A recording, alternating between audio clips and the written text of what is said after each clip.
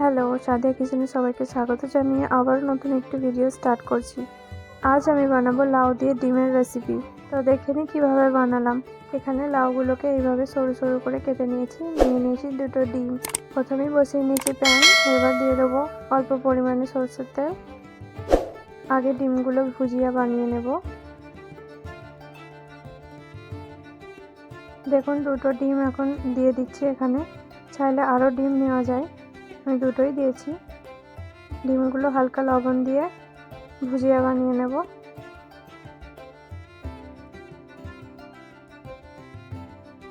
দেখুন ডিম ভুজিয়া কিন্তু হয়ে গেছে, এবার তুলে নেব।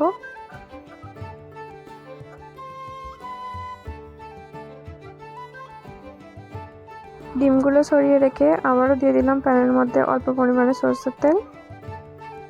তেলটা গরম হলে দিয়ে দিচ্ছি কালো জিরে।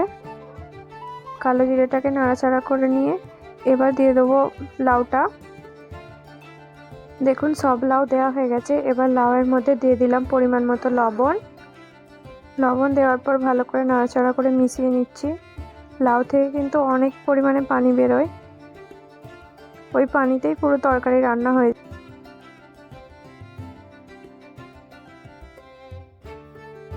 লাউটা নাড়াচাড়া করে নিয়ে এবার দিয়ে দেবো অল্প পরিমাণে আদা রসুন বাটা। আদা রসুন বাটা দিয়ে ভালো করে নাড়াচাড়া করে মিশিয়ে নিচ্ছি। এবার ওর মধ্যে দিয়ে দিলাম হলুদ গুঁড়ো, লঙ্কার গুঁড়ো, ধনিয়ার গুঁড়ো দিয়ে ভালো করে নাড়াচাড়া করে মিশিয়ে নিচ্ছি, কষিয়ে নিচ্ছি ভালো করে।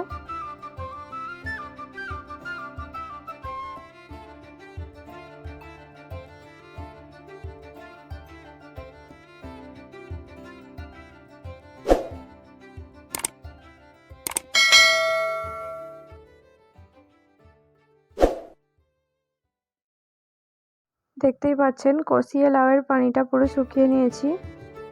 এবার দিয়ে দেবো 2 টুকরা তেজপাতা, দিয়ে নাড়াচাড়া করে ভালো করে মিশিয়ে নিচ্ছি।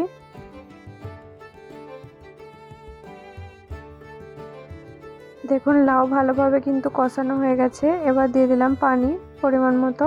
দেওয়ার পর ঢাকনা চাপা দিয়ে কিছুক্ষণ হতে দেব, লাউ সেদ্ধ হওয়া পর্যন্ত।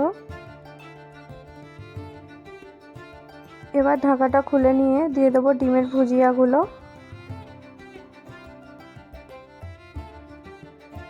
ভুজিয়াগুলোকে ভালো করে মিশিয়ে নিচ্ছি তরকারি। আবারও চাপা দিয়ে কিছুক্ষণের মতো রান্না করব।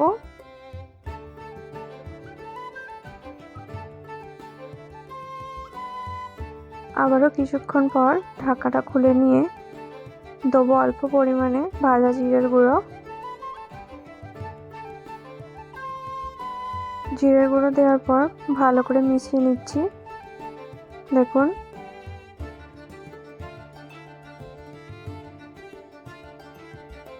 দেখুন রেডি হয়ে গেছে লাউ দিয়ে ডিমের রেসিপি। এটা খেতে কিন্তু অনেক বেশি টেস্টি হয়, আপনারা বাড়িতে ট্রাই করে দেখতে পারেন। তো আজকের ভিডিও আপনাদের কেমন লেগেছে অবশ্যই কমেন্টে জানাবেন। ভালো লেগে থাকলে একটা লাইক করবেন, চ্যানেলটি সাবস্ক্রাইব করে আমাদের পাশে থাকবেন। ফিরে আসবো আবার নতুন একটি ভিডিওর সাথে। ততক্ষণ সবাই ভালো থাকবেন, সুস্থ থাকবেন। আজকের মতো টাটা। ধন্যবাদ সবাইকে ভিডিওটি শুরু থেকে শেষ পর্যন্ত দেখার জন্য।